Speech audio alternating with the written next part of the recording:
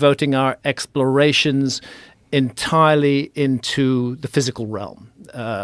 Yes, we may build high-tech spacecraft that can go even to other star systems.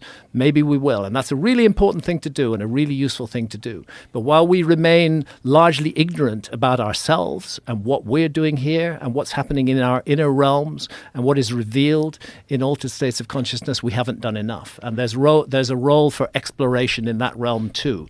Not simply random explanation.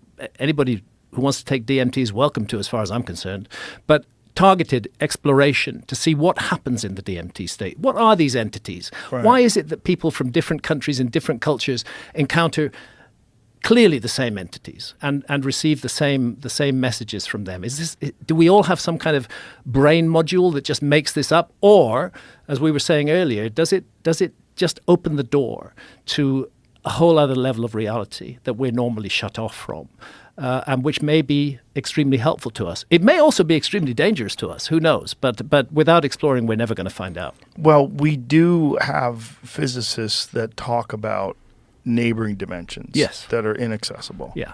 So this is not like a completely new concept. No, it's not. It's not a new concept. That notion of parallel dimensions is already accepted largely by science, and this is a technology for exploring those That's parallel one that dimensions. sounds so abstract. When you talk to people about parallel dimensions, that the notion of parallel dimensions has been accepted by science, you're like, what are you saying? Like, what does that mean? Like parallel dimensions. And unless you've had a psychedelic experience, it does seem super abstract. It seems like something that people just say. It doesn't seem like something that, which is one of the weirder things about psychedelic experiences, that when you're there, you're like, how is this real? Mm-hmm. How is this real and this accessible? How is this close? And how does my mind make this? Yeah.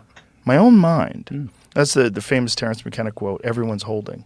Yeah, because like it's illegal, but it's literally a part of your body. It's part of our bodies. It's like making blood illegal. And there is a reason why. And Rick Strassman is one of those who've suggested. We can press that button. You keep forgetting. Yeah, Rick is one of those who suggested that the endogenous DMT is released in large quantities at the moment of death. That it may be a transition. That's why he calls it the spirit molecule. Yeah, and there's also the connection to dreams, which is very strange. Like we're not exactly sure what dreams are made out of. No, we're not. And why is the experience of dreams very similar to the experience of psychedelic states in that once it's over, you have a very profound memory initially, and then it sort of slips through your fingers. Yeah. And it kind of goes away, just like a dream. Just like a So dream. many dreams I've had where I wake up and I'm like, wow, I'm never going to forget that. Mm-hmm. And then it's gone. Yeah. It's gone like almost immediately afterwards. Yeah. I'm like, how is that possible? And what is going on in normal survival consciousness that is sort of keeping that distraction from you? Say, hey, listen. That's not here. Here you got to worry about lions and tigers and bears, oh my. So when you get out there in the real world, you can't be thinking about your dreams and tripping balls. You got to survive. Yeah. And so it seems to be like some sort of a survival mechanism that's in place. Yeah. That this very quick dissolving of that memory. Yeah. They're both very similar in that regard. Because most, like if you see like a car accident, it's burned in your mind for a long time. I mean, you might have a distorted version of it because the human memory is very flawed. Yeah. But you will remember the trauma of like, you bet. You'll see it. You'll see it over and over again. So many things in my life that I've watched, like especially like violent encounters, I see them over and over again. But whereas the dreams that we have, which are so wild when they're done, like some of them, I can't wait to tell people about them because they're so crazy. Yeah. And then 10 minutes later, I can't remember what it was. It's gone. How is that possible that something that is so incredibly interesting to you right after you wake up just dissolves from your memory within minutes? Perhaps it's because of the noise of our society and our civilization, which doesn't have time for that. If you go back to ancient cultures, all of them valued dreams. Our culture is rather unique in dismissing dreams as irrelevant nonsenses, little stories we tell ourselves in our subconscious. Ancient civilizations regarded dreams as extremely important and as a valid method of acquiring knowledge that could be useful. Maybe we could learn from that. Maybe we should pay more attention to our dreams, try to understand them better, see what they're coming from. And remember also the saying, it's in Homer, I believe, that there are two kinds of dreams. That some dreams come through the gate of sawn ivory.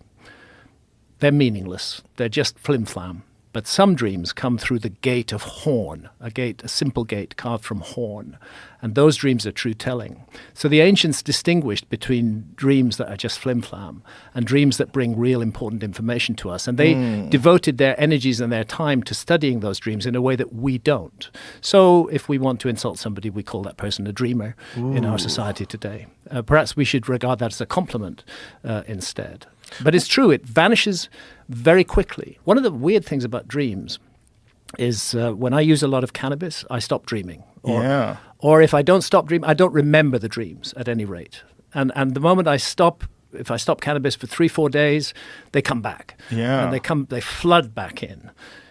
Usually they're interesting. I had one dream recently, nightmare. But I think it's pretty predictable. I think that was my mind just creating it. I was tied to a chair and burnt alive. Whoa.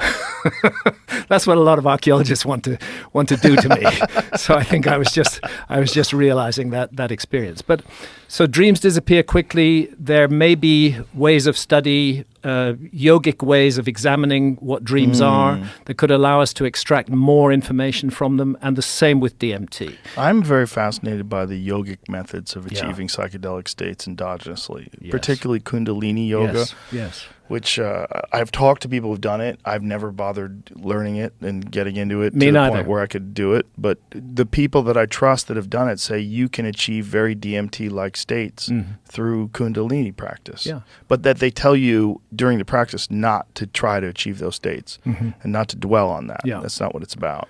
Yeah. But like, I think the more ways that we talk about survival, but one of the things in that issue is that human beings are equipped to experience altered states of consciousness. If altered states of consciousness were really bad for them, and if there's anything at all to evolutionary theory, evolution would have got rid of them. We wouldn't be able to access altered states of consciousness. The fact that they've been preserved in human beings, the fact that we have this capacity, suggests that somewhere in our story, even though we may be in a very vulnerable state if we're under ayahuasca or smoke DMT, something suggests that it is useful to us in some way, and it's been preserved in the genome, the capacity to access altered states of consciousness. Preserved. Hey, woman, since your man ain't got no heart, why don't you go to my apartment tonight and I'll show you a real man. There you go. What? Fuck you. Hey, woman, since your man ain't got no heart, why don't you go to my apartment tonight and I'll show you a real man. There you go.